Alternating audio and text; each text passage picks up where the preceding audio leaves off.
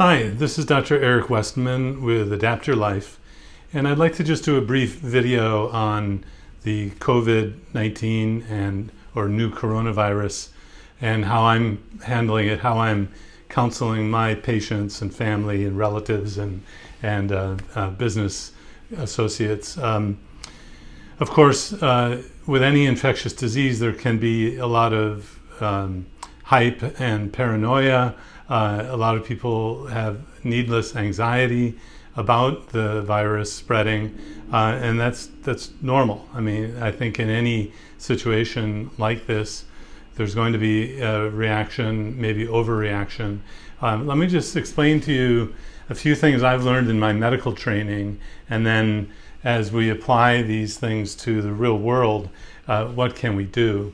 So if I'm going into a room where I know there is someone infected with the coronavirus, so I'm a healthcare worker, I go into a hospital room or I go into a clinic room where I know I'm taking care of someone, I will use equipment that is specially designed to not transmit the virus at all. So for example, here's a special mask called an N95 mask, where when you put it on properly, a virus can't actually penetrate very well through the mask. So it has different layers and it's harder to get than a regular surgical mask. But it's not necessary really unless you're going into an area where you know there is someone or you're you have an underlying immunocompromised situation where you want to be sure with just about every breath you take that you won't be inhaling a virus. That's the personal protective equipment called an N95 mask, and most medical facilities are equipped with these. Now I know masks are not easy to come by these days, and there are a lot of masks available that I think still are useful. So let me just explain that while this is not an N95 level hospital grade or medical grade mask, it can actually be useful for several reasons. Of course, the inhalation is not perfect to stop viruses. It stops bacteria, but not viruses. So it's not going to give you the protection when you go into a room where you know there's someone that has the infection or maybe in the room itself. But what a mask like this can do, and I refer you to this really nice editorial or essay by Eunice Yoon entitled "What I Learned Reporting on the Coronavirus Epidemic in China That Could Help You." It's a very balanced read, a quick read, and tells you that yes, a mask can be very helpful. And of course, when you put it on, it's pretty obvious. The nose piece that's bendable is on the top, not the bottom, and you put it around your ears, and you make a tight fit like this. And with the breath, most of the breath comes through here. And again, it's not a perfect fit so that it's not going to stop every virus from getting in.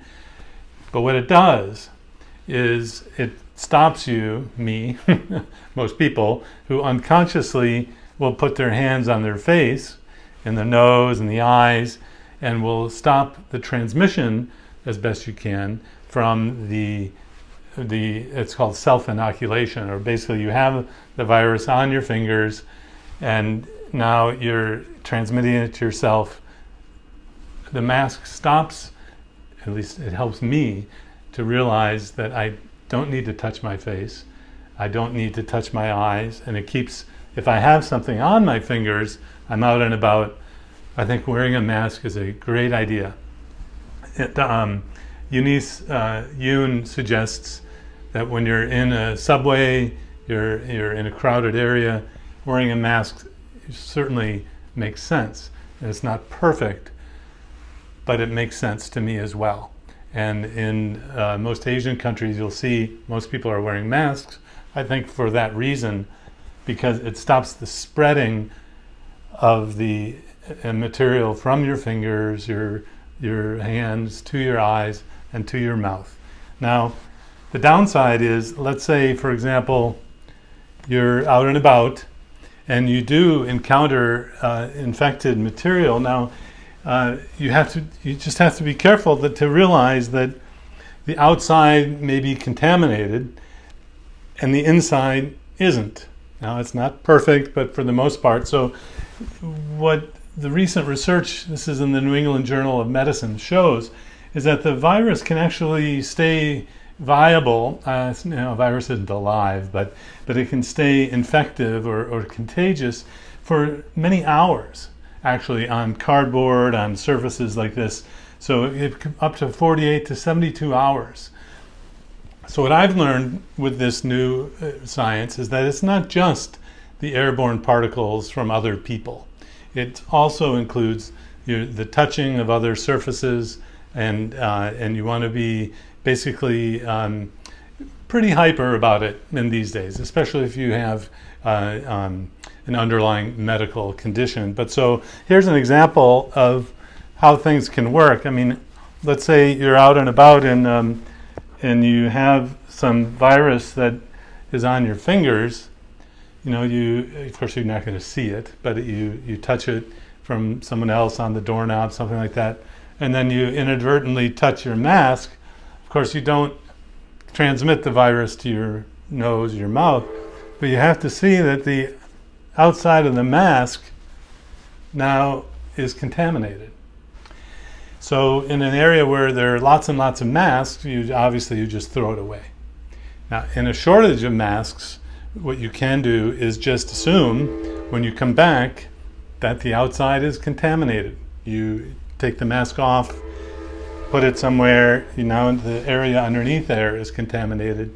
Now this is bringing the surgical technique of a sterile field and a zone.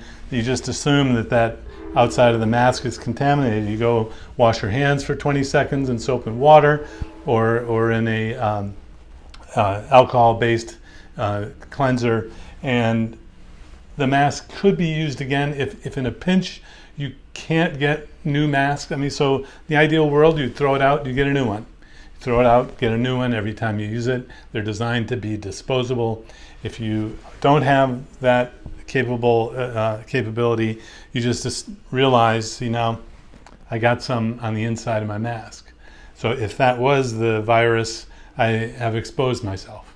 So do you need to go to these kinds of measures? Do you need sterile technique and an N95 mask to block the inhalation? No, but the more we learn about this, it's a highly contagious virus, more so than other viruses like the regular flu that goes around.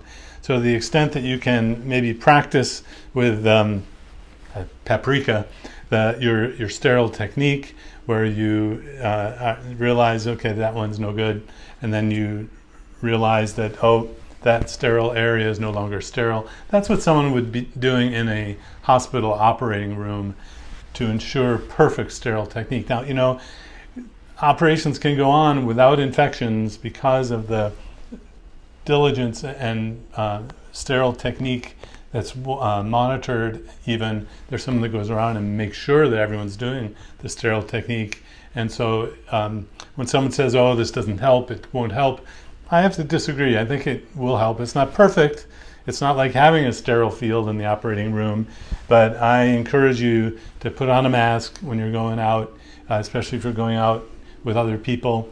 Please read the essay, What I Learned Reporting on a Coronavirus Epidemic in China. That could help you. That was published on March 9th, 2020. And then we're monitoring, of course, the new science that comes out about the virus in other countries.